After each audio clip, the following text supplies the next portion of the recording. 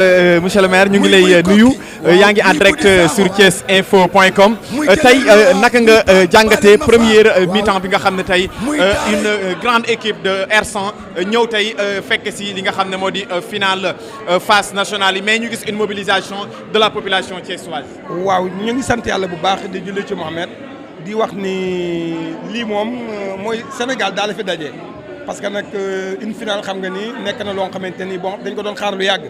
Et puis vraiment moo tax Thiès gépp itam mobilisé wu taxaw ànd ci accompagner l'ASC R100 dont je suis le maire de la commune en même temps le président d'honneur kon donc sama taxawaay ñaari tànk la fi bien vrai que nag sport la mais ñu wax rek nañ ko def dans le fair play mais nag damay far parce que nag damay indi sama équipe maa ngi tooñante ak le premier adjoint bu Balde ñu dend donc loolu mooy Sénégal mais gis nañ ni football bi premier mi-temps bi vraiment ñaari équipe yi ñu ngi def li nu man mais nag je crois que il faut que mu am un vainqueur et un vaincu mais nag li may wax rek mooy ñu ngi am yaakaar ci ASC R100 parce que nag c'est les qualités yi mu yor des talents yoo xamante ni vraiment yàgg leen seetaan te it ku leen gis seen parcours ba ni ñëwee fii xam ni vraiment c'est une grande équipe loolu moo tax ñu ñëw taxaw ànd mobiliser wu. ànd ak ñoom toute la commune de Thiès ñëw supporter leen. alors le monsieur le maire Pape Diop gis nañ wàllu tàggat yaram sport en général dafa bokk ci say priorité lan moo waral loolu. waaw c'est normal parce que nag dafay nekk loo xamante ne ay compétences transférées la donc comme ci sunu kii la bokk loolu moo tax mënuñ ko bañ a fonk parce que sport premièrement dafa am njariñ dafa am solo ci doomu aadama.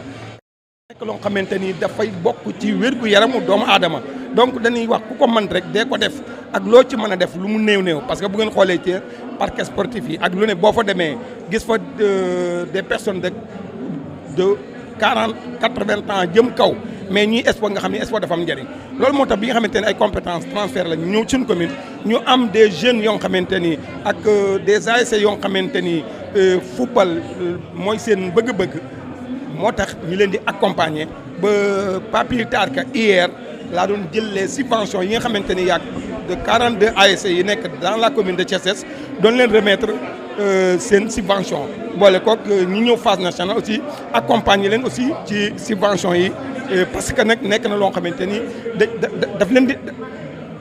daf leen a mën a motiver parce que nag ku ne xam ne ni football li mu laaj dafa laaj lu bari joueurs yi war nañuy lekk bu baax war nañuy am ñu leen di faj bu baax di leen toppatoo di leen def ay massage te loolu lépp c'est pas gratuit donc ñun ñi nga xam ne yàlla def na ñun ñu nekk maire bi nekk ak ñoom ci commune bi dafay jaadu ñu accompagner parce que dañoo bëgg ëllëg ñu dem foo xamante ni au niveau international loolu nag dafa am motivation moo koy laaj loolu moo tax nag ñu fonk sport bi vraiment di tàllal ñëpp loxo daal ñu gën cee jàpp dans toutes les communes di dimbali xale yi au moins parce que ñi nga xamante ne tam amuñu chance ci leneen mën a am chance réussir ci football ben donc day laaj accompagnement boo xamante ni pour seen njariñ la ëllëg ndax bu ñu gisee dans les clubs gis les Sadio Mané et tant d'autres xam nga nekk na ñoo xamante ni ñooñu dañ cee war a mën a produire lu bari te accompagnement donc lay laaj donc loolu moo tax nag stade yi terrain yi dafay laaj ñu defaraat ko les terrains dafa laaj ñu defaraat ko ba nga xamante ni que vraiment boo ñu xoolee yeneen équipes yi dem à l'extérieur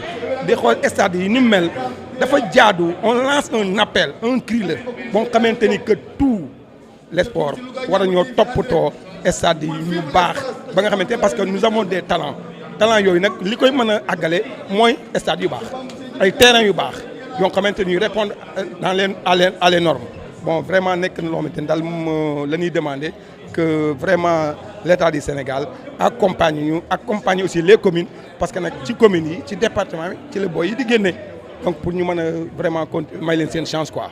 jërëjëf merci beaucoup c'était donc monsieur le maire de la commune de Thiès Est en direct donc ici à Louga donc pour venir suivre cette grande finale de la phase nationale qui oppose donc une autre équipe de R100 Defar R100 face à une grande équipe de la Ziguinchor.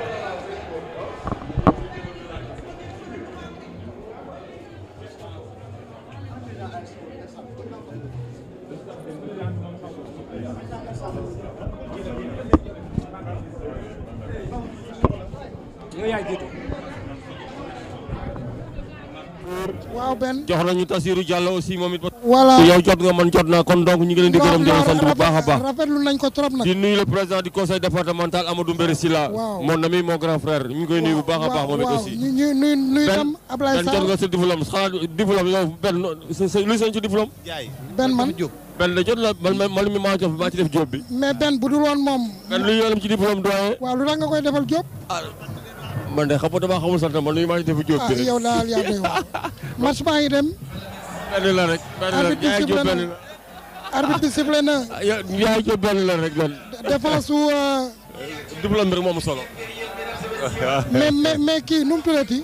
doyen Sidi waxal gars yi sonorisation centrale bi ñu wàññi ko. On ne peut pas réouvrir d'un coup de tête comme ça. Il faut régler les questions. Quand on a eu le rapport, on a donné ça à des experts qui nous ont proposé des solutions. Ce sont ces solutions qui ont constitué le marché qui a été lancé. Et nous continuons le processus parce que nous sommes dans un état de droit. On ne peut pas se lever un beau jour et commencer à travailler.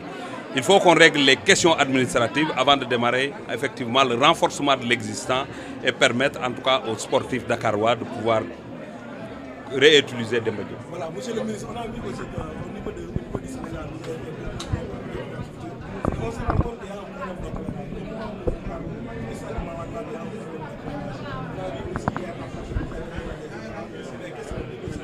Mais là, pour terminer, parce que nous sommes venus pour une finale, ça a démarré et les jeunes méritent d'être, en tout cas, regardés jouer.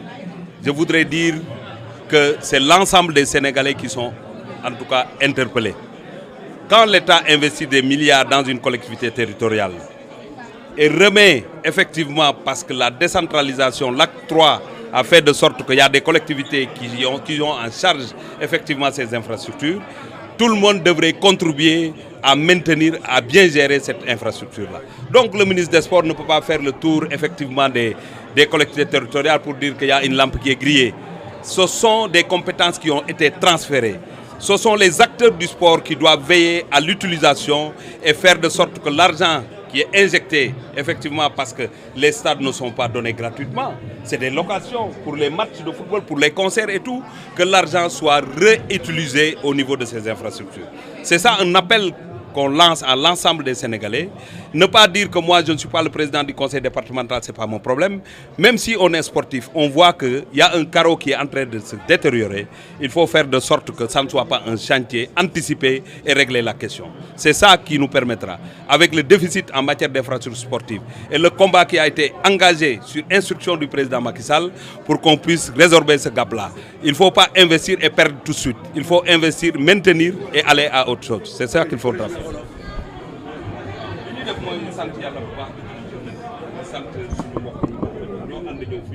Le président Abdoulaye Sow, directeur général du COUD, le ministre Moustapha Diop, le président Amadou Kane, le gouverneur, le président... Mésentente entre le gardien, attention, heureusement, ça faillit être le premier vidéo Yamaton, le gardien là doit être sauvé par Ibrahima Koli. Doyen le gardien là, sur la ligne de but. Mais le gardien il est trop sûr de lui-même doyen. Non, man defe naa ni xanaa li ngeen di wax gars yi dañu yóbbu fit bi wala ñu yóbbu xel mi. Non, il est trop sûr de lui-même li kenn ko def sax si mi song taxaw xaar fo ci xam nga lu ci gën a garaaw. mooy on dit de lui qu'il est sélectionné au niveau de l'équipe nationale. Mais yow sa ak mi ngi song taxaw fo jëm yaa ngi de l'ASC Assane sur la pelouse. Mais nee naa leen Ersan dafa fatigué. ngeen ni ma fatigué wul.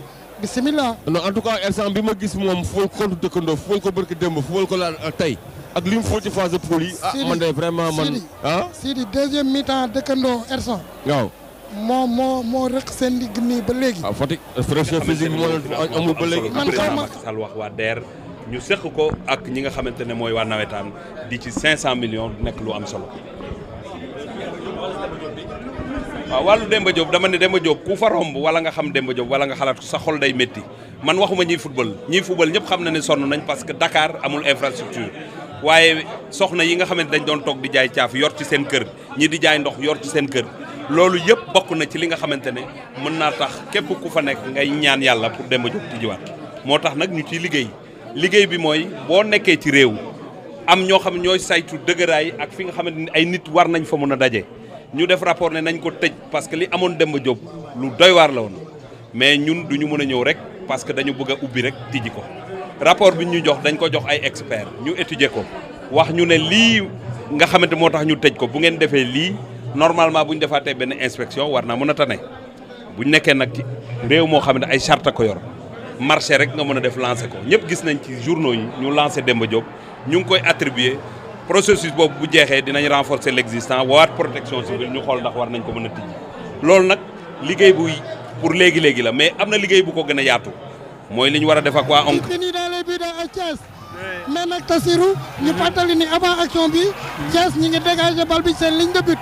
oui Yamatooñ 1 ñaari action la action bi nga xamee ne moo ñëwoon léegi Yamatooñ moo dugal but suñuy wax but il faut ñu wax kan moo ko dugal.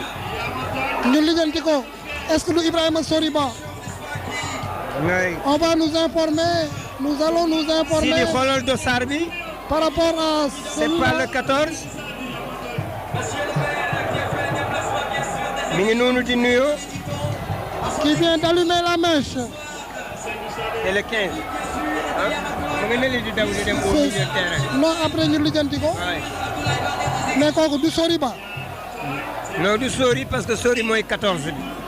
mooy ki nekk au milieu de terrain te takk loxo bi. Modou Modou xaaral après mën naa lijjantil ñu. donc bon li ma doon wax mooy que ne. waaw. kontaan naa trop. waaw di la gërëm yow aussi. Bouba parce que mënoon nga ñëw wax ne kii daal du ma ko dugal si rajo bi. mais aussi di gërëm benn. parce que benn aussi bon chaque fois mi ngi ñëw fii aussi di ñu. technicien di indi leneen yi. di gërëm aussi. depuis président de la république wóolu ko jox ko sport bi ñëpp xam nañ ne li président doon xaar ci moom mi ngi koy def sport bi niveau yëpp mi ngi dox football bi mi ngi dox basket bi mi ngi dox kon loolu du ñu def lu dul sant ko encourager ko ak di ko jàppale mais man li ma bëgg a wax mooy man yàlla moo dogal may koo xam ne sport daf ma ñor rawatina football man naa wax ne man maay supporter numéro 1 bu gayndey football yi mais ONCAV bii it aussi non seulement maay seen supporter ñoom Amadou Kane mais maay seen ki leen di gën a jàppale ak di leen conseiller samay xarit lañu ay jarbaat ak i doom li ñuy def it dama ci ànd bu wér ak di ci jàpp ndax li ñuy def buñ ko deful woon gone yi defi leneen gis nga mbooloo mi fi daje leneen liit ma dëkk Louga parce que suba damay war a dem ba Morovia démb laa jógee Abuja mais ñoom comme dañ ma ñaanoon ma fekke si final bi moo tax ma transité fii pour jaar fi fekke si final bi mais li ma bëgg rek mooy te di ko soññi Amadou ñoom mooy éducation bi ci lu mel ne nawetaan pour gone yi ñu gën a xam ne football dootul rek defar sa yaram ak sa xel mais développement économique da cee bokk ndax gone yi ciy génn contrat yi ñuy am mënoo ko am ci benn liggéey ay milliards la kon formation ak éducation ñu gën ko ci boole mooy li ëpp solo loolu maa ngi koy ñaan suma rakk Mata pour mu taxaw ci jàppale leen ba fii nga xam ne fii mooy nawetaan yi ni mu nekkee woon pépinière mu gën a dëgër mais ñu boole ci éducation ak sensibiliser ndaw yi pour képp koo xam ne yaakaar nañ sa tànk dëgër na ak sam xel ñu gën la former ba ñu gën a taxaw maa ngi ci benn projet boo xam ne benn centre polyvalent duma ci waxaguma ceeg moom tàmbali naa ko le projet bëgg naa ko def pour appuyer ko sport Diamniadio pare naa ci Ndiass commencé nañ ci plan yeeg yëpp génn na je pense que trouvé naa it financement yi mais mënaguma ci wax ndax cat dafa baaxul ministre duma ci wax mbir boobu dama ko junj basket lañ fay def ak football waaw maa ngi ci waaw d'accord on va voir mais man maa ngi bëgg a tàmbali fi nga xam ne dafa nekk ab hub fi mu toll muy diggante Diamniadio ak Ndiass ndax fi ma koy def 15 minutes de l'aéroport la 15 minutes bureau yi lépp dina fa am centre d'hébergement terrain football terrain basket plan yeeg yëpp pare na architecture yi financement bi am naa ko xam naa fi ma koy trouver loolu c'est un projet purement privé mën naa ko annoncer te xam naa ne JO yi waxaguma ci ak yow